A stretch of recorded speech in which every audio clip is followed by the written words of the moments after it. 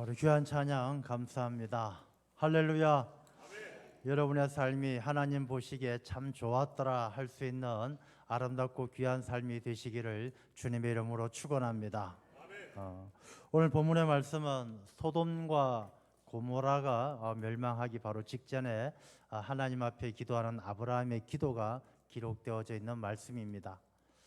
제가 어렸을 때 이렇게 생각해 보면 성경 이야기가 영화로 참 많이 있었던 것 같습니다. 십계라는 영화도 있었고, 삼손과 데릴라, 또 소돔과 고모라, 골리앗과 다윗 이런 이야기들이 영화로 많이 있어가지고 TV를 통해서도 그 영화를 많이 보면서 자랐던, 또 그 영화를 보면서 성경 말씀을 많이 알게 되어졌던 그런 기억이 있습니다. 아마 여러분들도 그런 기억이 있으실 거라 생각되어집니다. 그런데 요즘은 이제 그런 영화들이 많이 사라지고 없죠. 요즘은 기독교 영화, 또 성경 이야기를 영화로 만들어서 아이들에게 또 일반인들에게 알려지는 그런 일들이 참 드문 것 같습니다. 그만큼 세상이 많이 변해버린 것이 아닌가 생각을 해봅니다. 한 4, 50년 전 저희들이 어렸을 때만 해도 미국이라든지 서구 사회가 기독교 정신, 기독교 문화 이런 것들이 많이 있었는데 지금은 많이 희석되어져 버린 결과가 아닌가 그런 생각을 하게 되어집니다. 우리가 이 하나님의 말씀은 그 당시 그 시대에 주는 말씀이기도 하지만 또 그 시대 상황을 통해서 많은 후손, 그 한참 시간이 지난 후세대에게도 주는 교훈이 있습니다. 유다서 1장 7절의 말씀을 보면, 유다서 1장 7절의 말씀을 같이 한번 읽어보겠습니다. 소돔과 고모라와 그 이웃 도시들도 그들과 같은 행동으로 음란하며 다른 육체를 따라가다가 영원한 불의 형벌을 받음으로 거울이 되었느니라. 아멘. 이 소돔과 고모라 또 그와 같이 음행을 저지르고 다른 육체를 따라가다가 불의 형벌을 받은 것이 이제 거울이 되었다, 본보기가 되었다는 것이죠. 그것이 그 시대만 그런 것이 아니라 지금 우리가 살아가는 이 시대도 오늘 소돔과 고모라의 이야기를 한번 살펴보면서 거울을 보듯이 이 소돔과 고모라 이야기를 통해서 우리가 어떻게 살아야 되는지를 깨달을 수 있는 그런 귀한 시간 되시기를 간절히 소망합니다. 먼저 오늘 본문의 말씀은 아브라함이 하나님께서 소돔과 고모라를 워낙 죄악이 커서 심판하시겠다라는 말씀을 듣고서 아브라함이 하나님에게 기도하죠. 하나님, 소돔과 고모라가 죄가 많지만 그 중에 정말 하나님 잘 믿는 의인이 50명만 있어도 그 사람들이 같이 죽는다는 것은 억울하지 않습니까? 소돔과 고모라 다 멸망해버리면 그 의인 50명이 죽으면 너무 안타까운 일이 아닙니까? 50명만 있어도 하나님 한번 용서해 주시죠. 하나님께서 그래, 50명만 있으면 용서해 주겠다. 아브라함이 생각해 보니까 50명이 좀 많은 것 같거든요. 45명 안 되겠습니까? 그래, 45명만 있어도 용서해 줄게. 이 아브라함이 점점 마음이 이렇게 더 조바심이 나서 하나님 40명, 그래 40명도 용서해 줄게. 30명 용서해 줄게. 20명, 그래 20명 용서해 줄게. 10명, 마지막으로 딱 10명만 있어도 소돔과 고모라를 용서해 주시죠. 그래 10명만 있어도 용서해 줄게. 하나님께서 그렇게 너그럽게 말씀하셨는데 결국 의인 10명이 없어서 소돔과 고모라가 유황불에 의해서 심판을 받고 다 멸망을 해버리는 그 사건이 기록되어져 있는 것이 바로 소돔과 고모라 이야기입니다. 이 소돔과 고모라 이야기, 오늘 본문의 말씀을 통해서 하나님이 우리가 어떤 분이신지 알 수가 있어요. 하나님은 기다려 주시는 분, 참아 주시는 분, 용서해 주시는 분, 너그러우신 분, 그런 하나님의 모습도 보여주지만 또 한편으론 의인 10명이 없는 소돔과 고모라를 하나님께서 말씀하신 대로 완전히 불로 심판을 해버리는 엄중하신 분, 죄를 미워하시는 분, 심판의 하나님이 이 본문을 통해서 알 수가 있습니다. 그 하나님은 지금도 살아계셔요.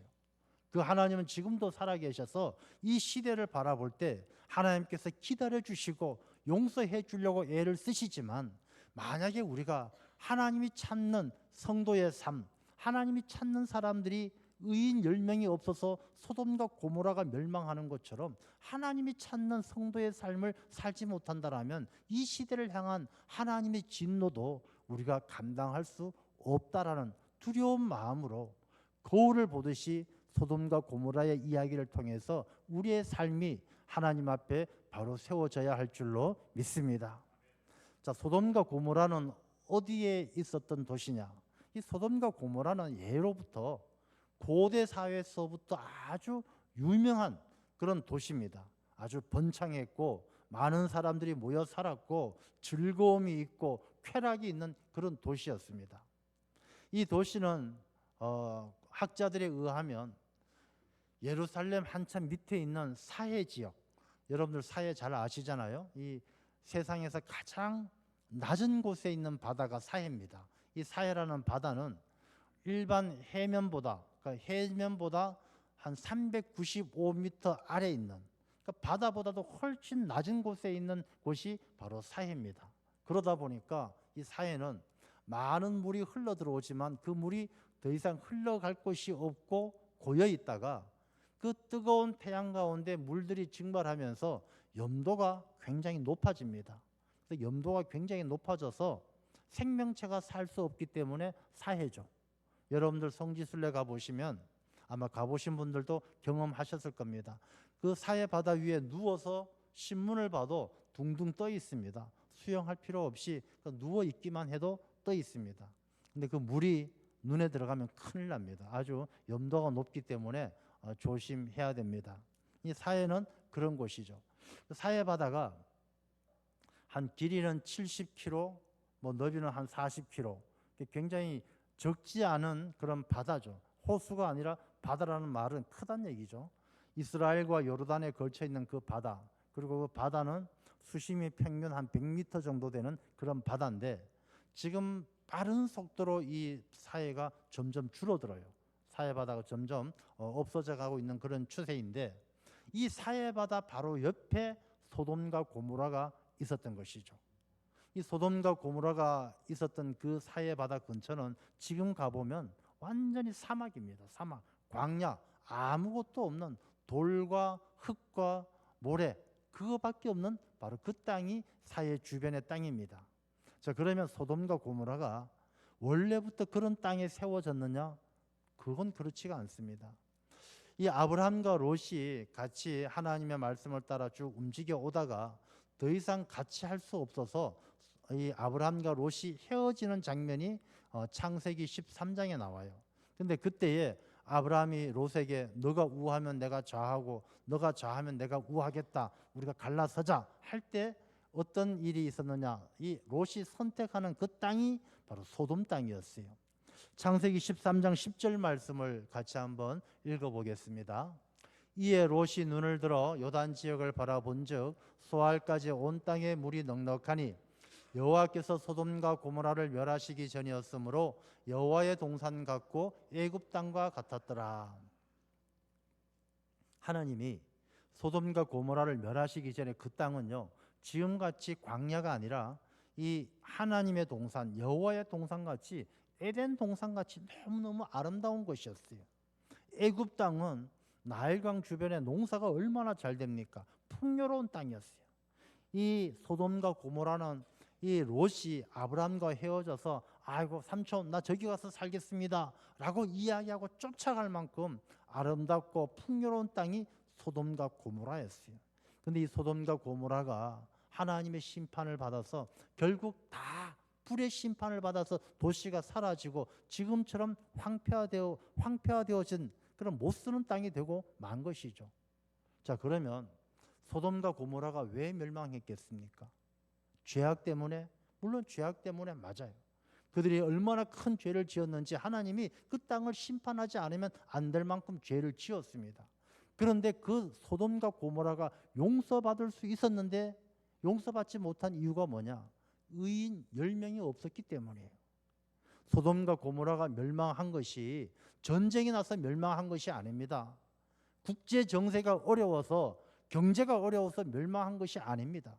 출산율이 떨어져서 이혼율이 높아서 멸망한 것이 아닙니다. 의인, 하나님이 찾으시는 의인 10명이 없어서 용서받지 못하고 소돔과 고모라가 멸망했다는 것입니다. 여러분, 이제 우리의 삶을 한번 돌아보겠습니다. 여러분, 우리가 살아가는 이 시대가 소돔과 고모라와 다르다라고 생각할 것이 별반 없는 시대를 살아가요. 여러분, 우리가 마지막 때에 되면 예수님께서도 마지막 때 롯의 철을 기억하라 그런 말씀을 하셨어요. 소돔과 고모라 때처럼 마지막 때가 점점 다가오고 있는 바로 그런 시대를 살아갑니다. 어쩌면 하나님께서 지금도 의인 10명을 찾고 계시고 있는지도 모르겠어요. 자, 소돔과 고모라를 한번 생각해 보겠습니다. 이 소돔과 고모라는 죄악이 관영되어서 그야말로 죄가 가득 차서 죄가 많아지면 어떤 특성이 나타나냐면요, 죄가 아닌 것처럼 느껴져요. 이 교도소 가서 남 뺨 한 대 때린 거는 죄도 아닌 것처럼 느껴지는 거예요. 죄가 많으면 이 죄가 희석되어져요. 어느 사회도 마찬가지입니다. 사회가 변화되어지면서 그 사회가 죄가 많아지면 이 죄가 마귀가 죄를 통해서 어떻게 역사하느냐 하면 이 죄라는 것을 시대적인 트렌드, 뭐 요즘 시대 다 그런 거지 뭐. 요즘 시대 안 그러고 사는 사람 누가 있어? 시대적인 흐름이란 이유로 죄를 둔갑을 시켜가지고 죄가 죄처럼 안 느껴지게 만드는 거예요. 그리고 이 죄를 문화다, 예술이다 그렇게 포장해가지고 이 죄가 아닌 것처럼 자꾸 퍼뜨리는 거예요. 우리가 한 예를 든다라면 그런 것이 있죠. 뭐 여러분들 특히 어르신들은 더 마찬가지겠습니다만 예전에 결혼하기 전에 동거한다. 이 동거한다 그러면 감히 말도 못 꺼냈어요. 뭐 제가 동거를 죄라고 이야기하는 것이 아니라 그만큼 시대적 상황이 변화되어지는 모습을 설명을 드리는 것입니다. 옛날엔 어른 아버지한테 아버지 나 동거할게요. 이놈의 자식 호적에서 이름을 빼버린다. 말도 안 되는 이야기가 되어졌습니다. 근데 지금 시대가 바뀌어서 동거한다 그러면요, 이 시대적 분위기가 그래 결혼해서 이혼할 바에는 결혼하기 전에 같이 한번 살아보는 것도 괜찮다. 뭐 그게 뭐 나쁘겠냐? 한번 해봐라.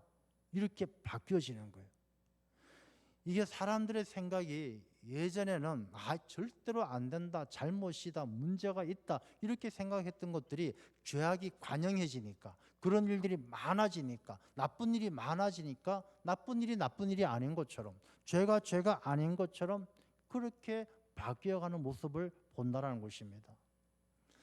여러분, 이 소돔과 고모라가 멸망당할 때 바로 전날 어떤 일이 있었느냐 하면은 2명의 천사가 소돔을 찾아왔습니다. 롯이 나그네를 영접해서 집에 모셨습니다. 이 모셔서 집에 있는데 동네 남자들이 다 몰려왔어요. 동네 남자들이 찾아와서 문을 두드리면서 야, 롯, 문 열어. 너네 집에 온 2명의 남자 나그네가 있지? 그 2 남자 우리한테 넘겨. 우리가 그들을 상관하리라. 상관한다는 것은 쾌락의 도구로 삼아서 성적 놀이개로 삼겠다는 것입니다. 그래서 이 소돔의 사람들은 동네 사람이 다 몰려와가지고 남자가 남자와의 성관계를 갖는 이 동성애 자체가 죄가 죄를 아닌 것처럼 여길 지경에 이르렀다는 것입니다. 그래서 요즘에도 그러죠. 소돔이법, 미국 텍사스에 있었던 소돔이법 같으면 소돔이란 것은 소돔 같다 이런 뜻인데 이 소돔이법이 뭐냐면 소돔같이 하는 사람은 처벌하겠다는 거예요.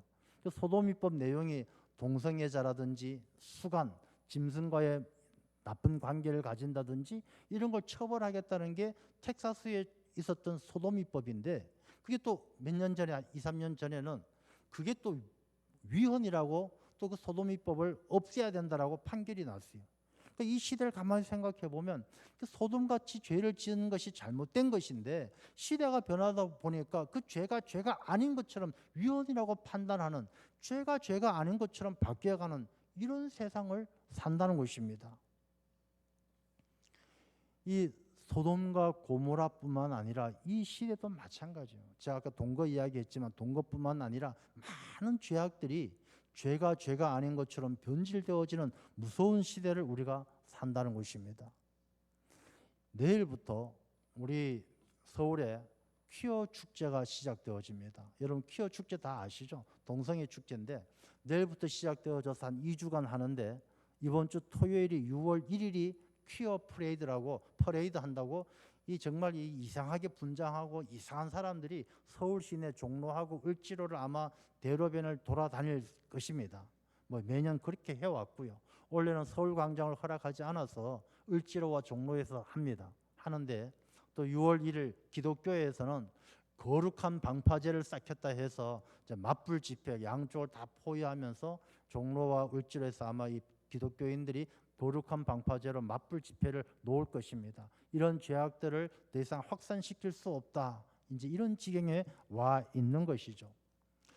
근데 우리가 이 퀴어 축제를 이번 6월 1일이 이제 가장 이렇게 하이라이트 행사가 있는 그러한 때인데 우리 기독교인들이 이렇게 변화되어지고 이 시대 상황을 소돔과 고모라의 사건들을 거울을 바라보듯이 생각하면서 이 시대에 대해서 무관심으로 지나칠 것이 아니라 정말 정신 바짝 차리고 봐야 한다는 것입니다. 왜 소돔과 고모라에 의인 10명이 없었겠습니까? 사람들이 관심이 없었던 거예요. 이 죄가 죄인 줄도 모르고 아이고 뭐 남자들끼리 뭐 그럴 수도 있지 뭐 남자들이 살다 보면 그럴 수도 있지. 그래서 지금도 영어 단어에 보면 소돔아이트 이러면 소돔 사람들이란 뜻인데 찾아보면 남색하는 자, 동성애자 그렇게 이야기되는 거예요. 소돔에 살던 사람들이 한두 명이 아니라 전체 대부분의 사람들이 죄가 죄인 줄로 모르고 살았던 그 시대가 지금 이 시대에 반복되어지고 있는 모습을 보여준다는 것입니다. 지금 동성애 안 됩니다라고 이야기하면 야, 저 사람 시대에 뒤떨어진 사람. 아, 이 사람 시대가 어떤데? 그렇게 이야기한다는 것입니다. 유다서 1장 18절 말씀을 보면 유다서 1장 18절 같이 한번 읽어보겠습니다. 그들이 너희에게 말하기를 마지막 때에 자기의 경건하지 않은 정욕대로 행하며 조롱하는 자들이 있으리라 하였나니 저 그들이란 것은 사도들이거든요. 사도들이 성도들에게 이야기할 때에 마지막 때가 되면 경건하지 않은 정욕대로 행하면서 너희를 조롱하는 자들이 있을 것이다. 지들이 동성애도 하고 나쁜 것 하면서 경건하지 않는 자기 정욕대로 살면서 성도들에게 야 너희들 뭐 이것도 이해 못하냐 이것도 모르냐 조롱할 수가 있다는 것입니다.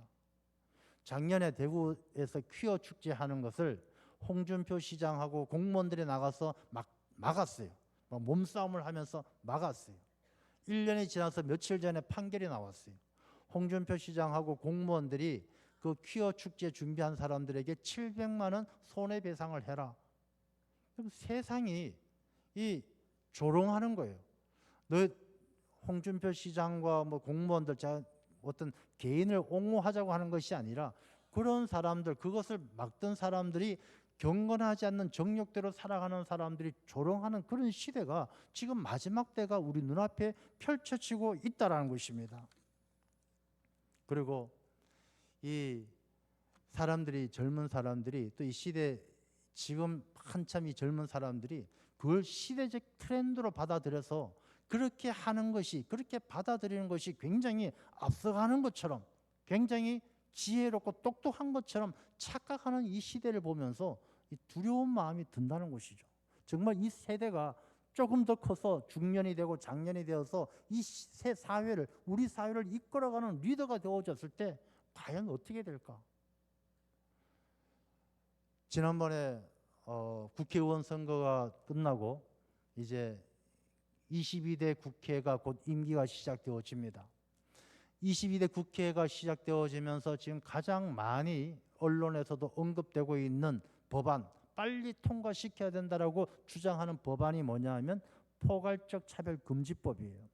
제가 몇 년 전에도 이 말씀을 드린 기억이 나는데 이 포괄적 차별금지법이 국회에 나오게 된 것이 한 20년 돼요. 20년 됐는데 이 20년 가까이 이 포괄적 차별금지법은 진보 정당으로부터 시작되어져서 있는데 계속 지금까지 뭐 기독교계나 보수 쪽에서 계속 막아가지고 여기까지 와 있는데 지금 나오는 언론에 나오는 이야기를 들어보면 이제 22대 국회가 시작하면서 제일 먼저 이 법을 통과시키고 우리 사회가 이게 시끌시끌 하더라도 1년만 지나면 2년만 지나면 아이고 이미 통과된 거 어떻게 뭐 할 수 없지 뭐 하고 넘어간다는 것이죠. 그래서 이 22대 국회에서 그 포괄적 차별금지법 통과부터 서두른다고 하는데, 제가 그 법이 통과되어지면 다시는 이런 설교 못할지도 몰라요. 그래서 이 말씀을 잘 들어야 되는 것인데, 차별 금지하자는 것을 누가 반대하겠습니까? 기독교는요, 차별 금지하는 그런 정신을 가진 종교가 기독교예요. 기독교는 하나님 앞에 다 평등해요. 우리 모든 사람 다 주님 앞에 평등하고, 이 세상의 평등 사상 자체가 기독교에서 나왔어요. 그래서 차별 금지한다는 것은 기독교 정신이에요. 그래서 우리나라에 많은 차별 금지 법들이 있어요. 뭐 장애인 차별 금지법, 인종 차별 금지법, 난민 차별 금지법 많이 있어요. 이런 개별적 차별 금지법이 많은데 왜 또 포괄적 차별 금지법에서 그런 개별적인 차별 금지법을 있음에도 불구하고 다 때려 엎쳐 가지고 하나로 만들어서 통과시키려고 하느냐? 여기에 우리가 정신 바짝 차려야 될 중요한 포인트가 있는 거예요. 이렇게 포괄적 차별 금지법을 다 때려 엎쳐가지고 그걸 통과시킴으로 그 안에 숨겨져 있는 죄가 아닌 것처럼 여겨지도록 만들고자 하는 이 마귀의 계략이 그 안에 숨겨져 있기 때문에 우리가 정신을 바짝 차려야 되는 거예요. 차별 금지하고 인종, 종교, 성별 다 차별하는 거 안 되는 거 당연하죠. 당연하지만 그 당연한 것을 다 법으로 만들어 놓은 상황에서도 이 포괄적 차별 금지법에 정말로 악한 죄가 아닌 것처럼 은근히 슬쩍 끼워 넣은 게 뭐냐 하면 바로 퀴어 문제예요. 성적인 문제, 동성애의 문제예요. 여러분, 사람이 성을 나눌 때는요, 옛날에는 이게 영어로 보면 뭐 여권에나 쓸 때 보면 이렇게 섹스라고 씁니다. 섹스 써서 남자냐 여자냐 표현하도록 합니다. 이 섹스란 단어는 이 생물학적 성을 이야기하는 거예요. 남자 여자를 구분하는 것이죠. 근데 지금은 섹스란 말 대신에 젠더란 말을 씁니다. 젠더란 말은 뭐냐면 사회적인 인식에 의한 성구별이에요. 그래서 생물학적으로 남자다 여자다라고 구별하는 게 아니라 사회적으로 남자일 수도 있고 여자일 수도 있고 남자도 아니고 여자도 아닐 수도 있는 성을 인정하자라는 거예요. 그래서 포괄적 차별금지법의 가장 핵심적인 문제, 왜 기독교가 반대를 하느냐? 이건 하나님의 질서를 깨뜨리기 때문에 그러는 거예요. 생각해 보십시오. 그 포괄적 차별금지법에 들어갈 때에 사람은 성별, 성 정체성, 성 지향성에 의해서 차별받지 않는다. 이 차별에는 어떤 장소, 어떤 시설을 이용하는데 차별을 두면 안 된다는 이야기입니다. 자, 그러면 그럴듯해요. 성별, 성 정체성, 성 지향성에 따라서 차별하면 안 된다. 자, 그럼 이게 뭐냐? 성별이라는 것은 지금 그 법에 보면요, 남성, 여성, 분류할 수 없는 또 다른 성, 이렇게 성을 세 가지로 구분을 해요. 그러니까 그 포괄적 차별금지법에는 남자 여자만 있는 게 아니고 남자도 아니고 여자도 아닌 또 다른 성이 있는데 그 성을 인정하라는 것이죠. 자, 그럼 그 성이 어떤 성을 이야기하느냐? 성 정체성을 보면요, 성 정체성이라는 것은 성 주체성은 생물학적으로 염색체에 따라서 남자는 남자, 여자는 여자로 정해지는데, 성 정체성이라는 것은 내가 남자인지 여자인지 자기가 느끼는 대로 인정해 줘야 된다는 거예요. 여러분들 보기엔 제가 참 예쁘게 생겼잖아요. 그래서 제가 나 여자야. 내가 태어나다 보니까 실수로 몸이 남자로 나왔을 뿐이지 난 여자야. 나같이 예쁜 여자 어디 있어? 나 여자야. 이렇게 이야기하면 그 사람이 법적으로 여자로 인정해 줘야 된다는 것입니다. 이 미국이나 서구에서 이 법이 통과되어져서 한 2년 전에 그런 사건 여러분 보셨잖아요. 미국 LA에서 이 남자가 몸이 완전히 다 남자예요. 뭐 신체가 딱 완전히 남자인데 자기는 여자라고 생각하는 거예요. 그래서 이 목욕탕에 가서 나 여자니까 여탕에 들어가겠습니다. 법이 그걸 차별하면 안 되게 돼 있는 거예요. 법이 그러니까 그래요, 여자 맞죠? 맞아, 나 여자야. 그래서 여자 여탕에 들어가서 그냥 덜렁덜렁거리면서 다닌 거예요. 그러니까 이 여탕에서 사람들이 가만히 있겠습니까? 왜 남자가 들어왔냐고 막 물 집어 던지고 싸움이 났죠. 근데 이게 사회적 지역사회 이슈가 된 거예요. 저 사람이 지가 여자라는데 여자 맞는가 보지, 여자로 인정해 줘야 돼 라는 사람. 무슨 소리냐, 뭐 완전히 남자인데 뭐 다 있는 남자인데 어떻게 여자냐?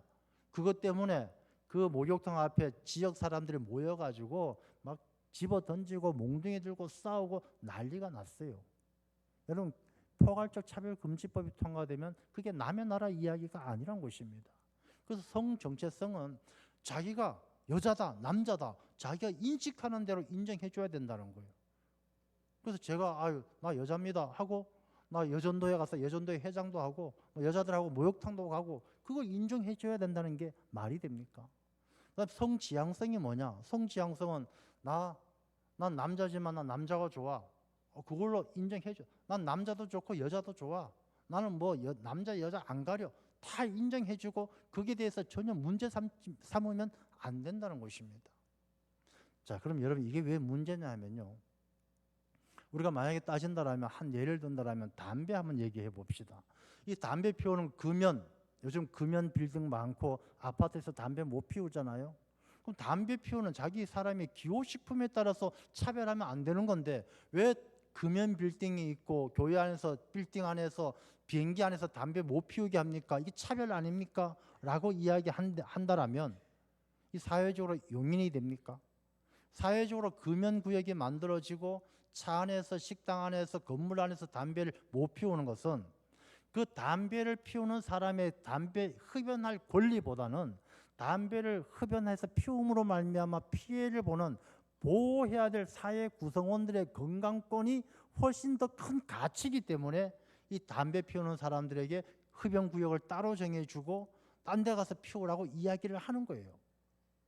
여러분, 이거는 우리가 이 포괄적 차별금지법도 마찬가지여야 합니다. 동성애자들이 나쁘고 이 사람들 다 혼내주고 감옥에 집어넣어라, 그 얘기가 아니에요. 그들이 가지고 있는 가치관, 그들의 인식, 물론 기독교적 입장에서 하나님의 창조 질서 가운데 심각한 문제가 있지만 그 문제를 고칠 수 있도록 도와주고 보살펴 주는 것은 맞지만 그들이 마치 이 사회가 기존에 가지고 있는 하나님의 창조 질서와 하나님께서 우리에게 주신 이 건강한 가치, 또 가정관, 교회관, 이 사회 공동체 구성원들의 가치관, 이걸 침해할 수 있도록 방치해서는 안 된다는 것입니다. 그래서 포괄적 차별금지법을 기독교에서 반대 입장을 가지고 있는 거예요. 우리가 이러한 문제들에 대해서요, 조금 더 깊이 있게 생각을 해야 하는 것입니다. 그래야 이 소돔과 고모라가 멸망할 때에 하나님께서 아브라함을 통해서 10명만 있어도 내가 용서하겠다라고 말씀하지 않으십니까? 이제는 교회가 이 사회를 지켜가는 최후의 보루가 되어야 되고 그리스도인들이 의인 10명이 돼야만이 이 사회를 지킬 수가 있는 것입니다. 왜 의인 10명이 있어야 되느냐? 이 의인 10명이 그 사회를 하나님께서 기뻐하는 그런 공동체로 만들어갈 수 있는 유일한 소망이기 때문에 의인이 있어야, 의인은요 거룩한 씨앗이에요. 거룩한 씨앗을 뿌려야 그 다음 세대라도 뭔가 변화되어진 세상, 하나님께서 마음에 보시기에 좋았더라 할 수 있는 세상을 만들 수 있기 때문에 하나님께서 의인을 찾으시는 거예요. 자, 그러면 의인이라는 것이 뭐 어떤 사람이 의인인가? 야, 완벽하고 그런 것이 의인 아니에요. 성경 말씀에 보면 하나님께서 의인으로 여긴 사람들이 많이 나오는데 몇 분을 이야기한다라면 아브라함 같은 사람. 아브라함도 사람이 한없이 열이잖아요. 이 하나님께서 약속하신 땅에 갔다가 기근이 드니까 애굽으로 갔다가 거기서 자기가 죽을까 봐 자기 와이프를 여동생입니다 속이면서 뭐 그렇게 살았던 연약한 자죠. 근데 하나님께서는 아브라함을 보시고 아브라함의 믿음을 보시고 의롭다 여기셨어요. 여러분, 의인이란 것은 크게 대단한 일을 해야 되는 것이 아니라 내가 하나님을 믿는 믿음이 흔들리지 않는 사람, 의인인 줄로 믿습니다. 이 어려운 시대에 소돔과 고모라처럼 죄악이 관영해서 죄가 아닌 것처럼 느껴지는 이 시대에 차별금지라는 허울 좋은 이름으로 하나님의 법을, 하나님의 질서를 흐트러뜨려가는 마귀의 계략이 횡행하는 이 시대에 우리가 하나님 바라보며 말씀을 지키고 믿음으로 살아가는 하나님의 자녀가 될 때 의인 10명이 될 줄로 믿습니다. 다윗도 보세요. 다윗이 얼마나 죄가 많습니까? 바세바도 범하고 사람도 많이 죽이고. 근데 하나님께서 다윗을 내 마음에 합한 자라고 말씀하시는 이유가 무엇입니까? 다윗이요, 자기 죄를 하나님 앞에 눈물로 회개하는 거예요. 침상이 자기 침대에 있는 요가 둥둥 눈물에 뜰 정도로 하나님 앞에 눈물을 흘리며 진심으로 회개하고 하나님께 기도하기를 정직한 영을 주옵소서. 하나님 앞에 한없이 정직하게 살아갔기 때문에 하나님은 다윗을 내 마음에 합한 자다.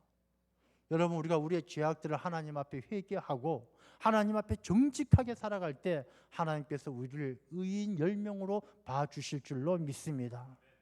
요셉도 보세요. 예수님의 아버지 요셉이 의로운 사람이다, 의로운 사람이라 그렇게 기록합니다.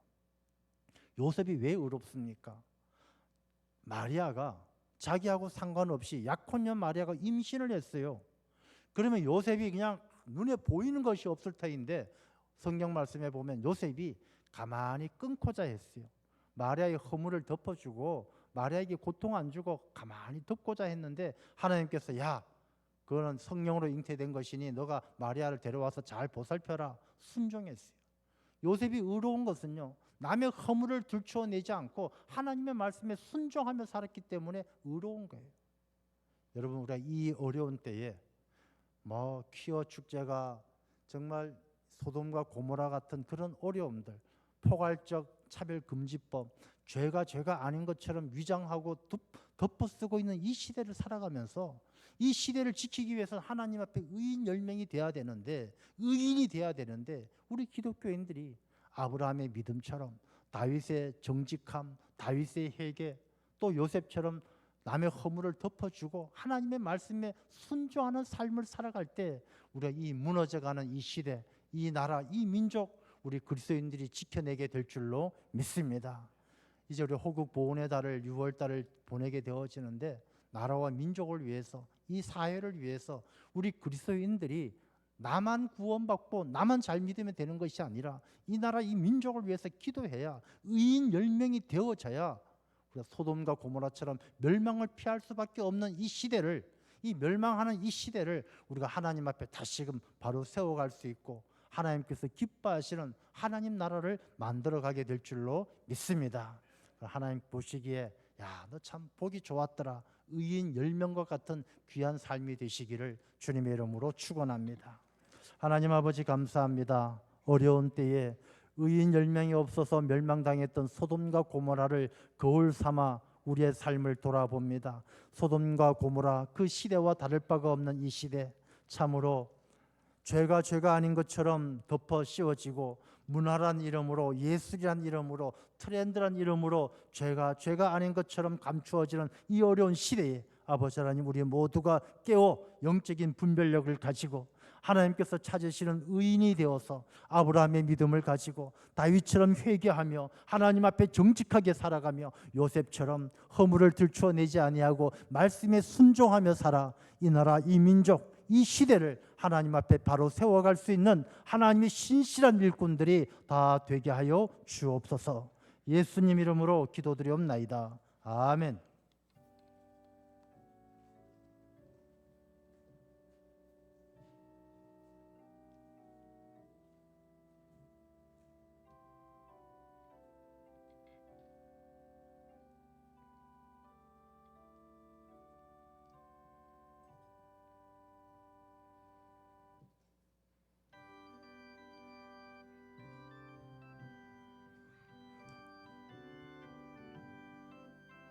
빛의 사자들이여 어서 가서 어둠을 물리치고 주의 진리 모르는 백성에게 복음의 빛비춰라.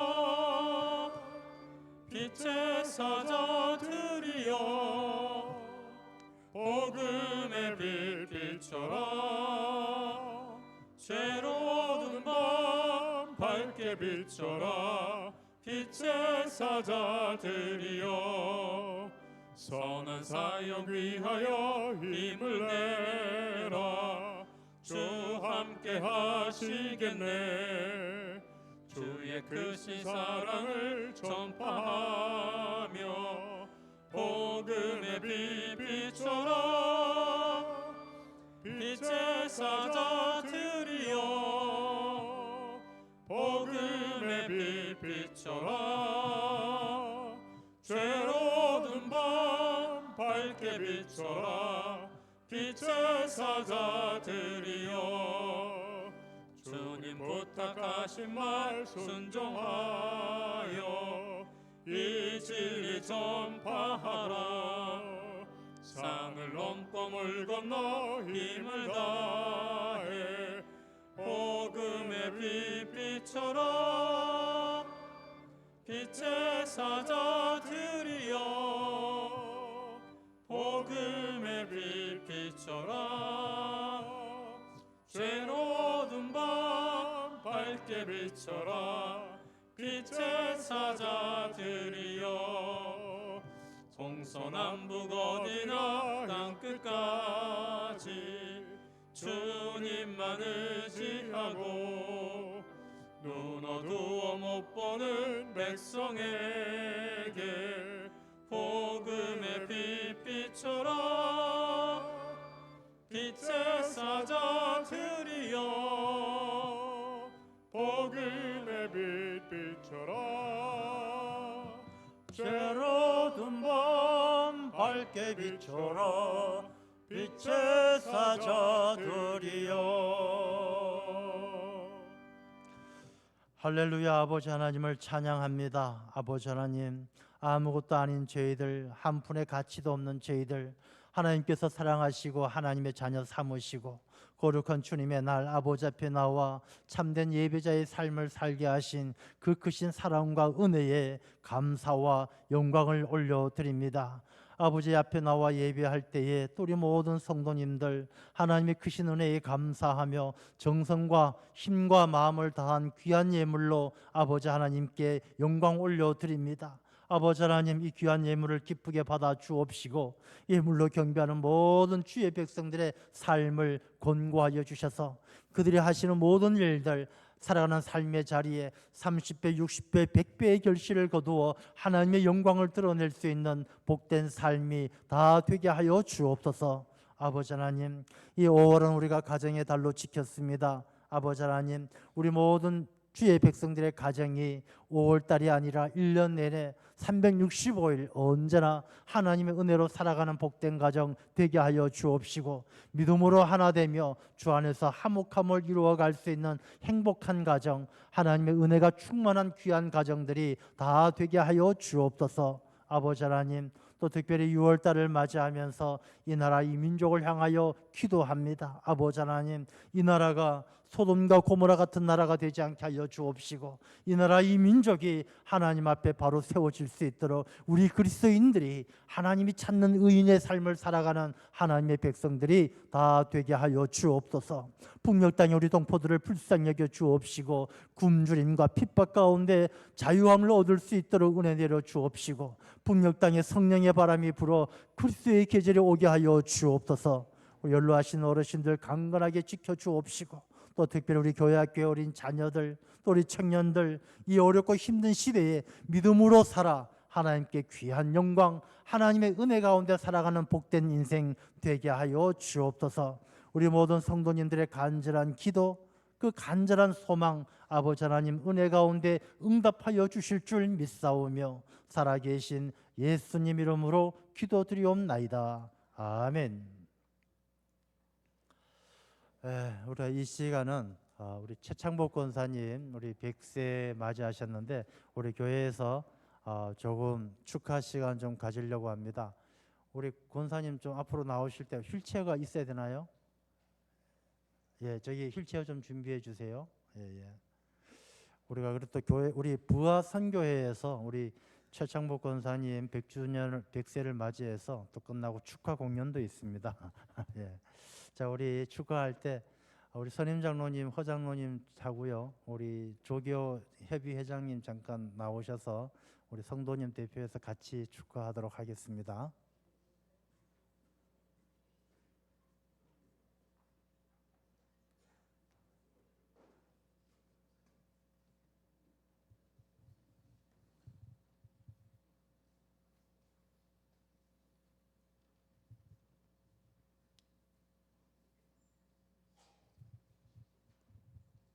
예, 우리 축하는요. 우리 권사님 오셔서 권사님 인사 말씀 잠깐만 듣고 우리 케이크 절단하고 우리 교회에서 우리 권사님 100세 맞이해서 준비한 우리 금일봉과 또 우리 성도님들이 준비한 우리 꽃다발 전달하도록 그렇게 하겠습니다. 권사님으로 오십시오.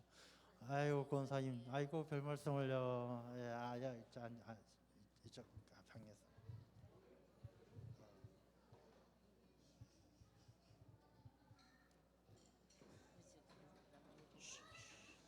자, 우리 최창복 권사님, 우리 성도님들 앞에 인사 말씀 우리 잠깐 해 주시도록 하겠습니다. 이 부족한 사람을 무엇이건 내처럼 사랑하여 주시소. 우리 새마을교회가 단일교회가 되도록 여기 있어주세요. 이렇게 봄이 인정해야 그래서 벌이 떠나가 있습니다. 이렇게 반가이 맞이해 주시는 거 진심으로 감사를 드립니다. 목사님.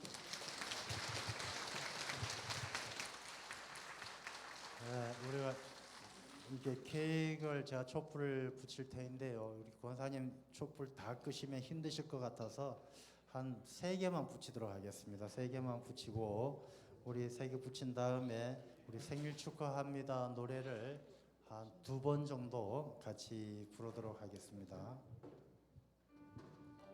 예.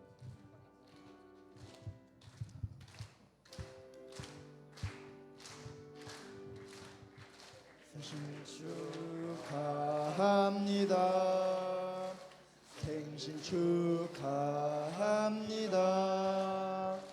사랑하는 권사님 생신 축하합니다. 한 번 더. 축하합니다. 생신 축하합니다. 사랑하는 권사님 생신 축하합니다. 권사님 불어주세요. 불어요.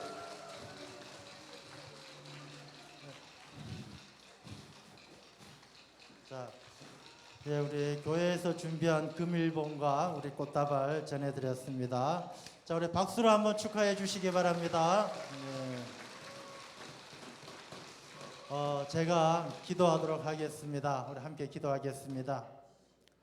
하나님 아버지 참으로 감사합니다. 우리 최창복 권사님, 하나님께서 귀한 삶을 허락하시고 100년의 세월을 하나님의 그 능력의 팔로 붙들어 여기까지 오게 하신 에베네셀의 하나님께 감사와 영광을 올려드립니다. 우리 권사님, 하나님께서 세워주신 주님의 몸된 당일교회, 아버지 하나님 평생을 지켜오셨고 눈물의 기도로 지켜오셨고 이 교회를 지금까지 가슴에 품고 지켜오신 우리의 어머니요, 기도의 어머니이십니다. 아버지 하나님, 이제 100세를 넘어 또 살아가시는 모든 날들 하나님의 늘 은혜 가운데 살아 기쁨과 감사가 충만케 하여 주옵시고 영육의 강건함을 더하여 주셔서 오랫동안 우리 모든 성도님들과 함께 큰 기쁨을 누리는 복된 권사님 되게 하여 주옵소서. 사랑하는 모든 자녀들, 자자, 손손들 번성하게 하여 주옵시고 이 가정이 믿음의 가문, 아브라함의 가문과 같이 하나님을 존귀하게 여기는, 하나님을 높여드리는 귀한 일꾼으로 쓰임받는 축복의 믿음의 일가가 되게 하여 주옵소서. 아버지 하나님의 크신 사랑과 능력이 우리 권사님과 그 가정 가운데 영원토록 함께하여 주실 줄 믿사오며 살아계신 예수님 이름으로 기도드리옵나이다. 아멘. 자, 다시 한번 박수로 축하해 주시고 모시고 들어가 주시고요. 네, 우리가 예배를 마치면 우리 권사님하고 기념 촬영하도록 하겠습니다. 혹시 여러분들 중에 100세 되신 분하고 사진 한 번도 못 찍어 보신 분이 계시면 예배 끝나고 같이 찍으시면 되겠습니다. 우리가 이 시간은 우리 부하 선교회에서 우리 최창복 권사님 100세 생신 축하 공연 하도록 하겠습니다. 박수로 맞이해 주시기 바랍니다.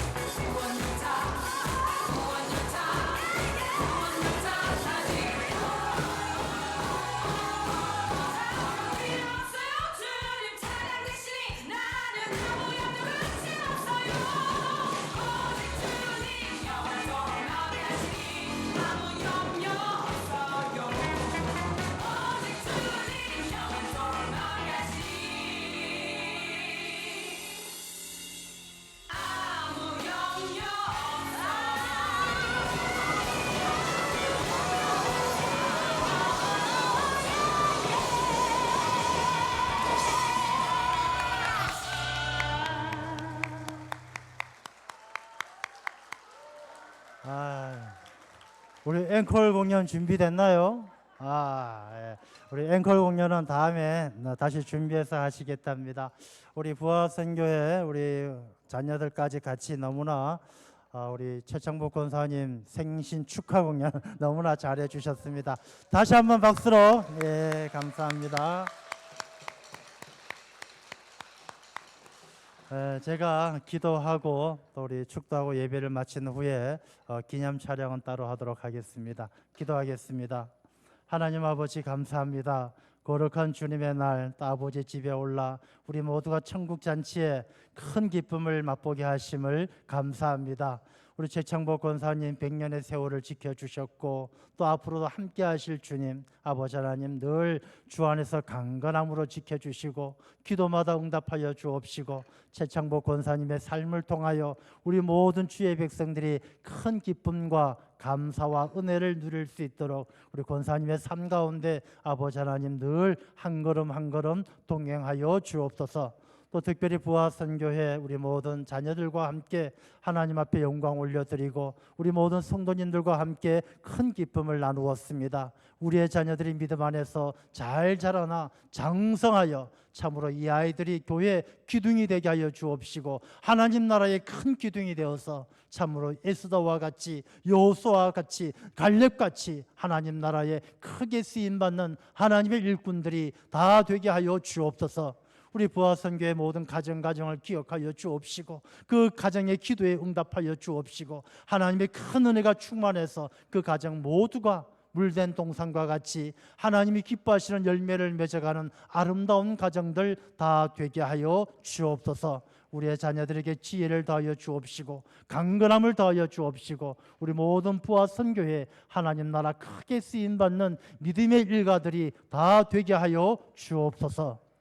이제는 우리 주 예수 그리스도의 무한하신 은혜와 하나님의 끝없는 사랑하심과 성령님의 감동 감화 교통하심이 백세의 삶을 감사하며 하나님께 영광 올려드리는 최창복 권사님과 그 모든 가족들과 또 하나님께 큰 영광 올려드리며 하나님이 주신 이 기쁨을 함께 나누는 부하선교의 모든 회원들과 그 가정과 자녀들과 이들과 함께 하나님께 영광 올려드리는 우리 모든 주의 백성들 성도님들의 가정과 자녀들 그들의 삶 가운데 지금으로부터 영원히 함께하여 주옵시기를 간절히 축원하옵나이다. 아멘.